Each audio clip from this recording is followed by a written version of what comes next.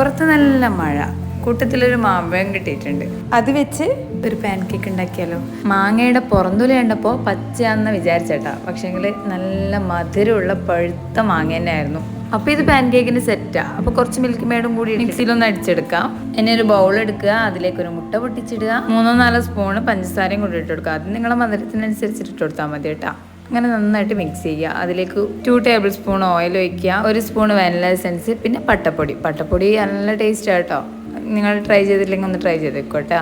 ഇനി 1 കപ്പ് മൈദ എടുക്കുക, ആവശ്യത്തിന് ഉപ്പ്, ആവശ്യത്തിന് ബേക്കിംഗ് സോഡയും കൂടി ഇട്ടിട്ട് നന്നായിട്ട് മിക്സ് ചെയ്യുക. കുറച്ച് വെള്ളം കൂടി ഒഴിച്ചോട്ടാ, ആ ഒരു മുറുക്കം മാറി കിട്ടാൻ വേണ്ടിയിട്ട്. അതിലേക്ക് നമ്മൾ മാംഗോ അടിച്ച് വെച്ചതും കൂടി ഒഴിച്ചിട്ട് നന്നായിട്ട് മിക്സ് ചെയ്യുക. ബാറ്റർ ഒരുപാട് ലൂസായി പോകാനോ ഒരുപാട് ടൈറ്റായി പോകാനും പാടില്ല. ഓരോന്നോരോന്നായിട്ട് ചുട്ടെടുക്കാം. അതിൻ്റെ മേലേൽ നമുക്ക് വേണമെങ്കിൽ കുറച്ച് മാംഗോ കഷ്ണങ്ങളൊക്കെ ഇങ്ങനെ വെക്കാട്ടോ, ഒരു രസത്തിന്. പിന്നെ ഹണി, അത് നിർബന്ധമല്ലേ.